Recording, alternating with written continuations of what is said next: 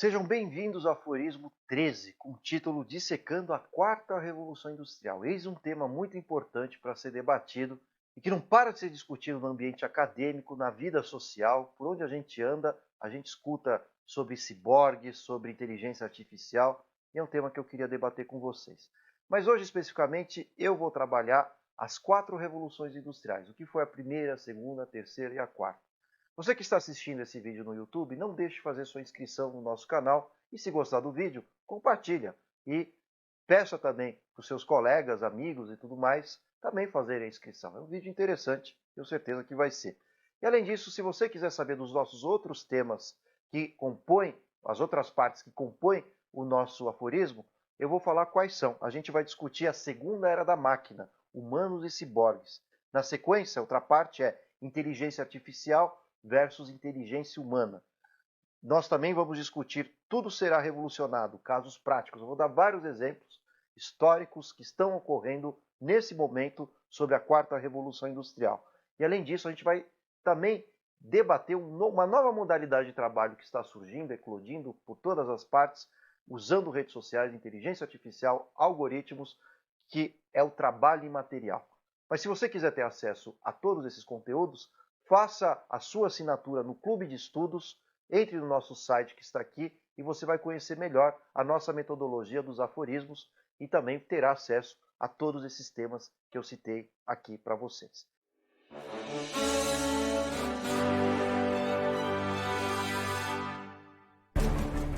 Mas vamos ao que interessa nesse momento.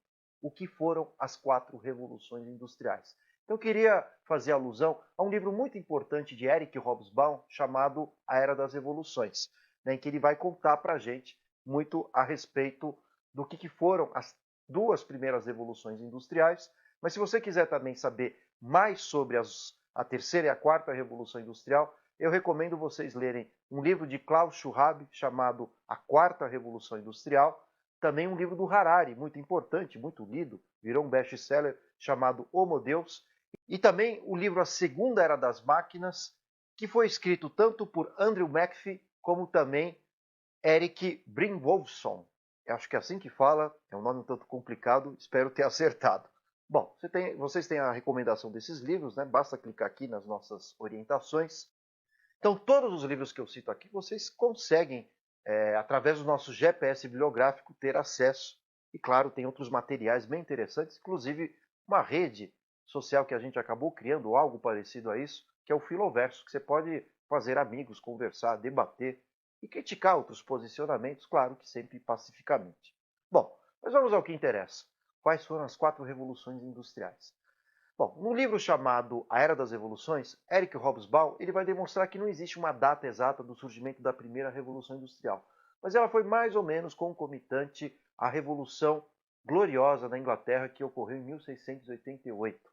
Mas a primeira Revolução Industrial ela ocorreu quando a burguesia mais ou menos toma o poder na Inglaterra, mais ou menos não, toma de fato o poder na Inglaterra com a Revolução Gloriosa, aí se cria a monarquia constitucional, o rei passa a ser mais decorativo, ele tem o cargo, mas não tem o poder, por isso que até hoje a gente fala ele é o rei ou a rainha da Inglaterra, quem manda de fato é o parlamento.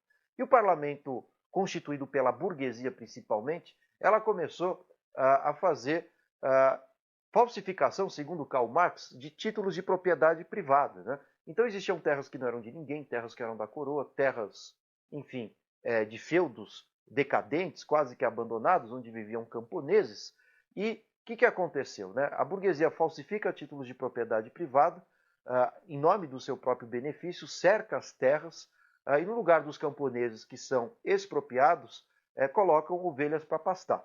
Professor, mas o que a ovelha tem a ver com essa história? Né?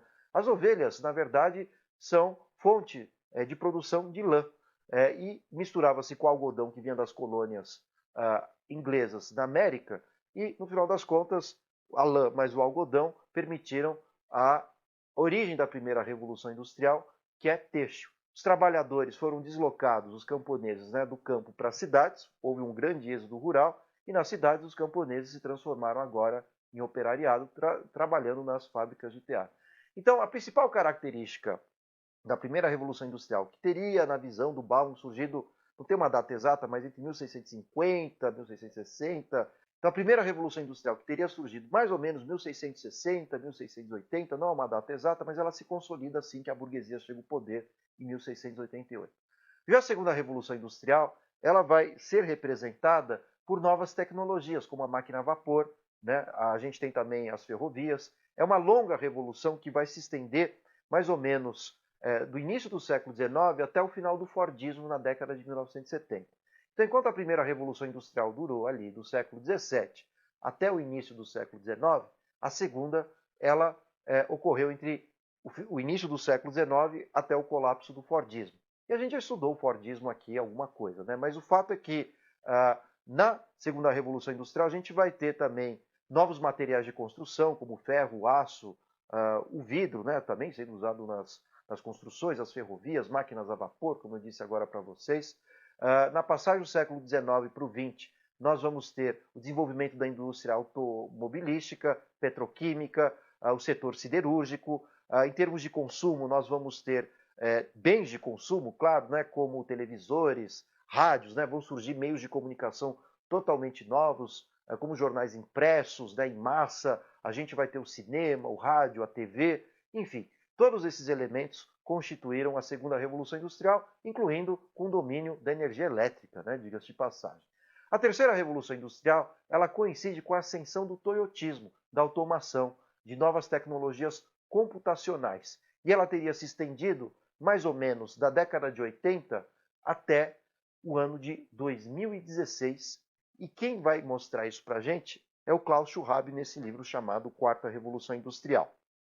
Então vejam que é um processo evolutivo, um progresso de continuidade. Não se pode dizer que a quarta revolução ela é a antítese da terceira revolução industrial. Na verdade, houve um aprimoramento tecnológico que fez com que, na leitura desses autores que eu citei aqui, entre eles o Klaus Schwab, o próprio Harari e o McPhee, junto com o Brin Johnson, é mais ou menos esse o nome, perdão, mas eles vão mostrar que a gente entrou numa nova era da máquina, né? Tecnologias cada vez mais potentes, cada vez com inteligência artificial, máquinas que resolvem problemas e que conseguem processar cada vez mais dados que os seres humanos. Bom, todos esses elementos acabam fazendo com que a gente tenha entrado num novo período da máquina, para além da simples automação. E eu vou contar o resto dessa história para vocês nas próximas partes desse aforismo. E se você tem interesse em aprofundar esse assunto, eu sugiro que você faça a nossa assinatura no nosso clube de estudos. Aqui vai de novo o site, aqui embaixo. Basta clicar e dar uma olhadinha ali no material que nós temos, que cada vez é mais crescente, e vamos produzindo cada vez também mais aforismos.